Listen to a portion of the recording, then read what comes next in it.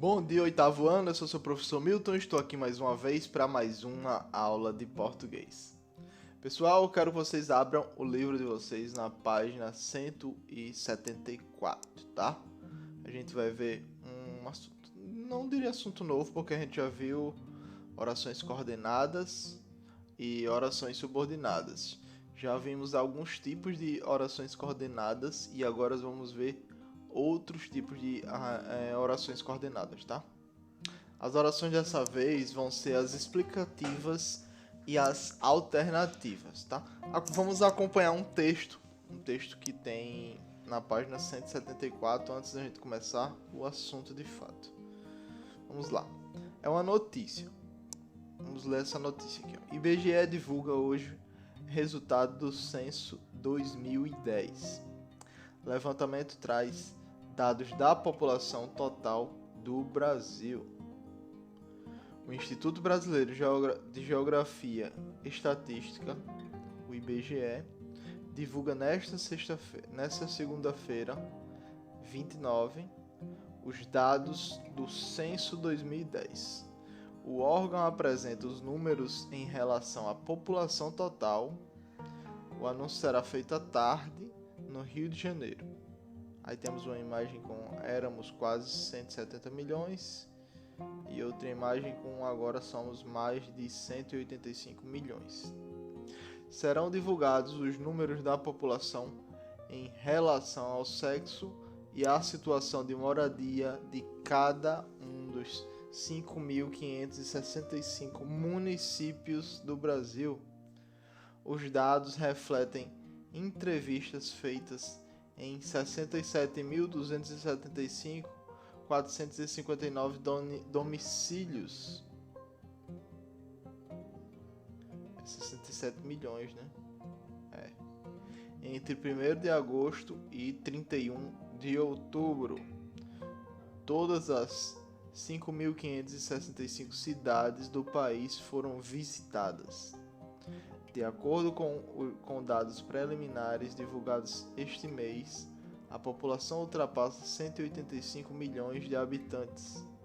No último censo realizado no país, em 2000, registrou 169.799.170 habitantes, ou seja, menos que 170 milhões. Os dados sobre a população são importantes porque são a base para o cálculo de repasses de recursos federais e estaduais, tá? Qual é o fato abordado aqui nessa notícia? Qual é o fato principal? A população cresceu bastante em determinado período. Tínhamos tanto e depois de 10 anos temos muito mais, tá? Esse fato já havia acontecido na hora em que a notícia foi publicada. O que é que vocês acham? Ele já tinha acontecido na hora que a notícia foi publicada? Quando é que essa notícia foi publicada? A notícia foi publicada em 2010 também, tá? 2010. E se o fato já tinha acontecido, com certeza já tinha acontecido. Por quê? Pois ele está relatando a quantidade de gente que existia naquele local. Quando a notícia foi dada, aquela quantidade de pessoas já existia. Então, sim. Terceiro, os números apresentados na notícia são precisos ou imprecisos? Eles visitaram eles entrevistaram 67 milhões de domicílios, então eu acredito que é preciso, né? Pelo menos segundo a notícia. Eu não fui entrevistado nisso. Minha casa, não lembro de ter sido, não. Algum de vocês foi? Então, pelo texto está dizendo que é preciso, mas na nossa realidade a gente não pode dizer o mesmo, né? Quarto, que informação esses números deixam implícita sobre a credibilidade do censo? a informação que deixa implícita sobre a credibilidade. A informação que ficou implícita para mim foi que a credibilidade, ela, pelo menos pelo texto, a credibilidade ela está, como eu diria, com falta de suspeitas, que não tem como suspeitar, levando em conta o texto. Lembrando que eu estou dizendo isso, levando em conta o texto. Se eu for levar em conta a realidade, não é isso que eu vou pensar, não é esse o ponto de vista que eu vou ter, tá bem? Só que nós temos que nos ater aqui, pelo menos nesse momento, ao texto. Tá? Isso não significa que eu concorde, isso não significa que minha opinião seja essa, nem a de vocês. Mas a gente tem que analisar o texto. Número 5. Transcreva o trecho do texto em que o jornalista esclarece por que os números sobre a população brasileira são importantes. É o último parágrafo ali, ó, pessoal. Os dados sobre a população são importantes porque são a base para o cálculo de repasses de recursos federais e estaduais. É esse trechozinho, tá?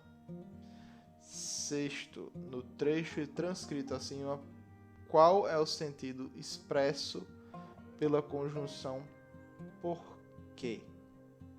Aqui, ó, porque como uma resposta, né? O porquê junto assim, ele é uma resposta.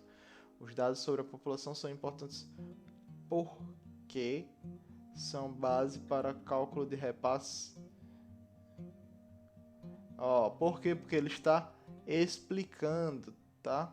Ele está explicando, está dando uma resposta, uma motivação, o motivo. É por isso que esse trecho é assim. Agora a gente vai ver um pouquinho por que isso acontece e como isso acontece, né? Ó, no último parágrafo dessa notícia, observamos a presença de um período composto por coordenação. Como a gente viu anteriormente, período composto por coordenação é aquela oração que está independente, que ela não depende da outra sintaticamente. Subordinada depende, coordenada não depende. Vou falar isso tanto que vocês vão decorar, vocês vão aprender de todo jeito. Coordenada é independente. Subordinada é dependente. Dependente de que forma? Dependente sintaticamente, não é semanticamente. Semântica é sentido. É quando a oração faz um sentido, tá? Quando temos o sentido da oração. Sintática é gramática. Tá? Vamos lá. Aqui temos novamente o último parágrafo, né?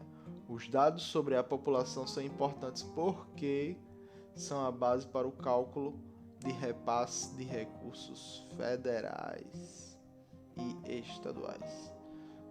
Ó, pessoal, aqui nesse período a gente tem o que? A gente tem duas orações que são unidas por meio dessa conjunção. O porquê, que ela expressa o que? Ó, sentido semântico, tá vendo? Ó, que expressa uma relação semântica de quê? De explicação.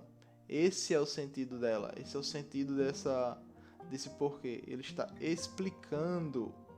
Ó, a segunda oração ela funciona como uma explicação para a primeira, tá?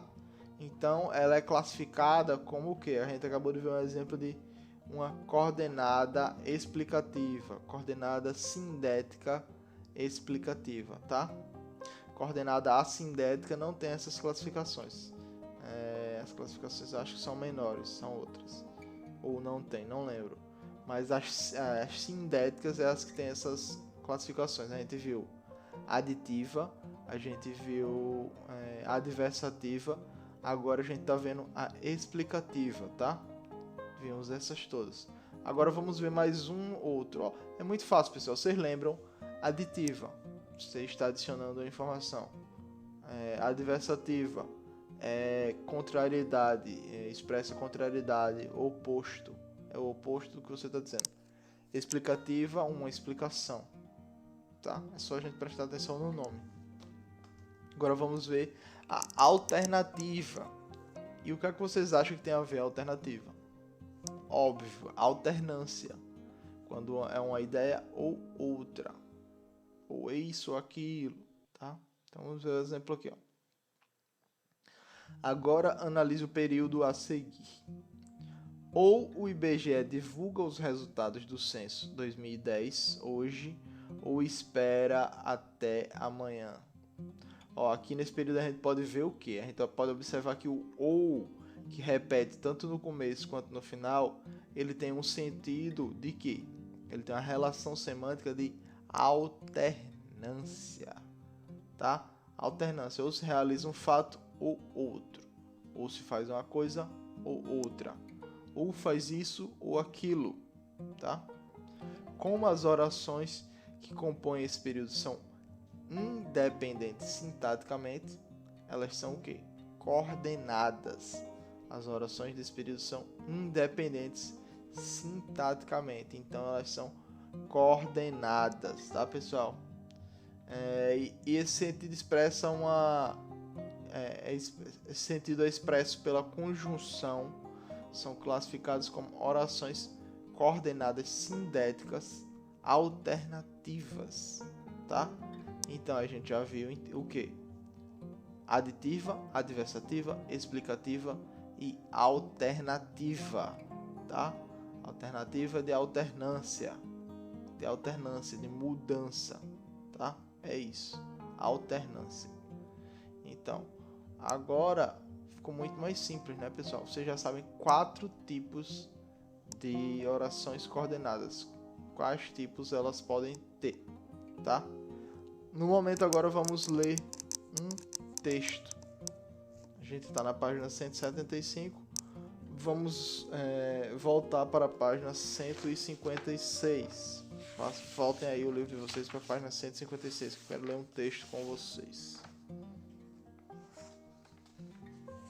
156, tá? Pronto. Todo mundo abriu o livro. É o texto Futuro Saqueado.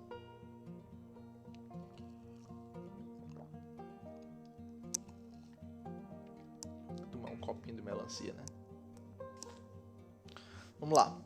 Antes de começar a ler, o texto a seguir foi escrito pelo filósofo e educador Mário Sérgio Cortella e faz parte do seu livro Não Nascemos Prontos, Provocações Filosóficas, uma bela coletânea de artigos de opinião sobre temas que necessitam de reflexão.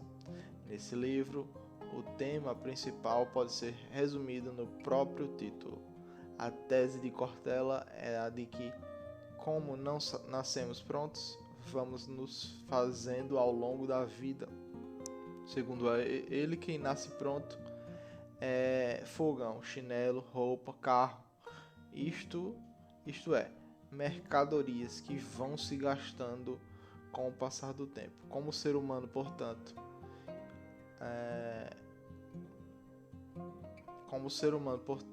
portanto, a lógica é inversa. Nascemos não prontos e vamos nos fazendo ao longo da vida. A cada dia que passa, nos tornamos uma versão mais recente e trabalhada de nós mesmos. Ó, pessoal, algum de vocês já viu algum vídeo de Mário Sérgio Cortella? Tem vídeos dele no YouTube, tá? Tem alguns vídeos dele no YouTube que são bem interessantes, tá? Ele é um filósofo que tem vários vídeos bem legais. Acho que no futuro eu vou passar até algum texto deles para vocês lerem, tá? Eu quero que vocês leiam esse texto aqui, tá? O Futuro Saqueado. Então, a partir do texto que vocês vão ler, vocês vão responder esse exercício. Vão ler esse Futuro Saqueado e responder esse exercício, tá? Da página 157 até a página 158. 157 e 158.